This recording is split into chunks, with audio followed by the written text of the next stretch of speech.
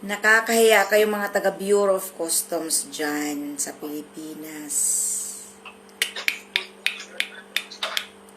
Ang masaklap kasi sa inyo, ang nakakapuna sa inyo, taga-Amerika pa.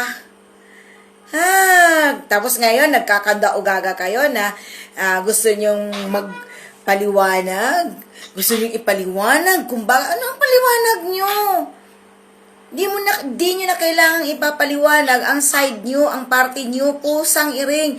Dapat ang magpaliwanag dyan, yung presidente nyo kung bakit ganyan katalamak ang korupsyon sa bansa.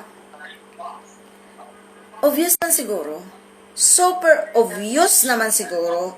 Hindi naman mga bangag at mga stupido ang mga Amerikano.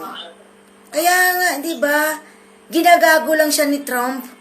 Ginagago siya pagdating dun sa lahat. EDGA sites, yung magpagawa ng factory, at ano pa, ang dami. Alam niyo kung bakit? Dahil inutil ang Pangulo niyong bangag dyan.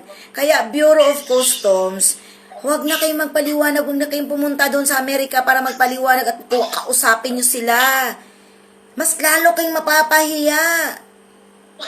Kita nyo, ginagago na nga tayo sa tariff, di ba? Obvious. Huwag kayong tanga dyan. Kasalanan nyo rin yan. Bakit nasabi nila na talamak sa Pilipinas ang bribery and corruption? Baka nakipag-bribe kayo dyan. Kasi nga, number 1 at numero 1 talaga ang Bureau of Customs sa mga ganyang gawain. Nandiyan ang smuggling. Nasdyan ang lahat ng kalukuhan, not only the smuggling. Balikan na lang natin yung mga nangyayari noon nung mahuli si Asierto doon sa magnetic lifter. Ilan ang magnetic lifter na pinalusot at ilan ang nasa loob ng magnetic lifter at ilang toniladang shabu. Di ba? Kaya nga, nasaan si Asierto ngayon? Nagtatago, di ba?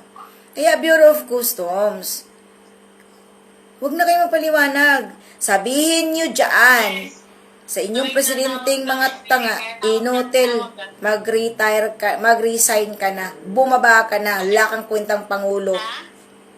Okay?